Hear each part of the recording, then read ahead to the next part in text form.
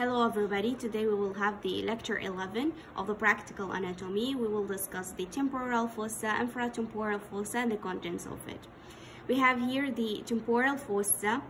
The temporal fossa has boundaries: inferiorly the zygomatic arch, superiorly the superior temporal line, anteriorly is the frontal process of the zygomatic bone.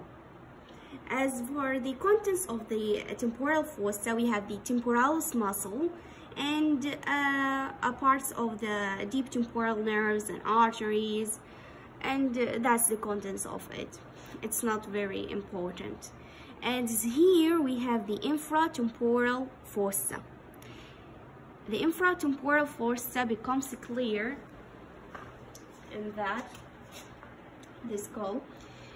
We have the infratemporal fossa boundaries. Here we have the infratemporal fossa. The borders of it superiorly is the infratemporal surface of the greater wing of the sphenoid. هذا البارت greater wing of the sphenoid.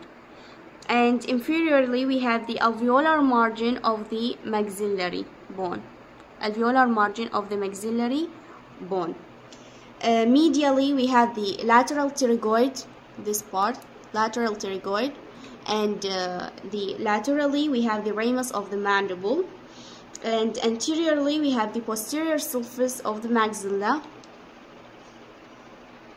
and the posteriorly we have the styloid process, styloid process, and that's all for the borders.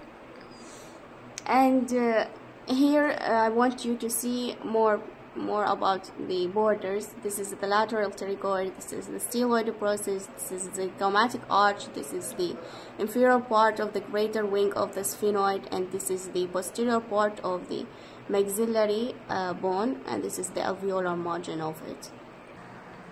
Here we have the contents of the infratemporal fossa. We have the medial pterygoid, the lateral pterygoid اللي هي ما كلش تبين هذه lateral pterygoid muscle, but it's not very important على أكثر إنه ما يجي شيء ما واضح. This is the medial pterygoid muscle, and the separation between the lateral pterygoid and the medial pterygoid muscle is the lateral pterygoid plate, which is bone. The lateral pterygoid plate. This is the separation between the medial pterygoid and the lateral pterygoid. As here we have the trigeminal nerve. It has three branches: the ophthalmic nerve, and the maxillary nerve, and the mandibular. This is the mandibular.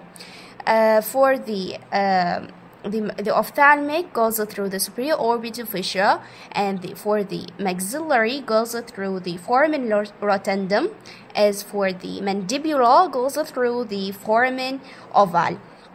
As it goes through the foramen oval, it gives two branches that appears here on the medial pterygoid muscle. We have also anterior and posterior branches, but all of them not found on this specimen. The most important one is these two branches, which appears very clearly on the medial pterygoid muscle. The anterior one is the lingual nerve, and the posterior one is the inferior alveolar nerve. The inferior alveolar nerve continues into this foramen and enters through the mandible bone into a foramen. We discussed in previous lectures on the inferior surface inferior surface of the mandible bone. It's the mandibular foramen.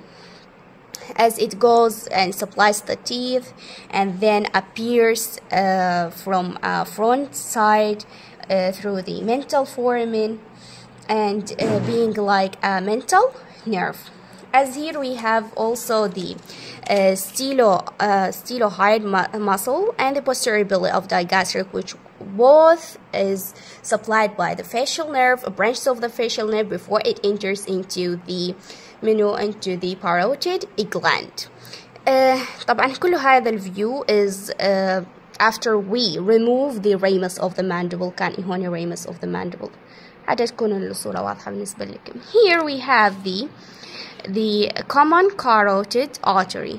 This is the common carotid artery, and the branches of it is the external carotid and the internal carotid. The external carotid gives us the superior thyroid artery, the superior laryngeal artery, which passes the thyroid membrane, and here it continues as a external carotid artery. As it enters here, if we see, this is the continuation of it.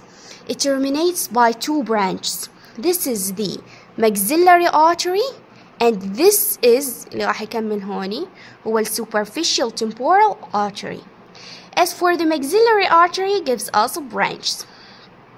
The maxillary artery gives us the infraorbital artery. This is the middle meningeal artery. This is the middle meningeal. This is the infraorbital. The middle meningeal passes the foramen spinosum.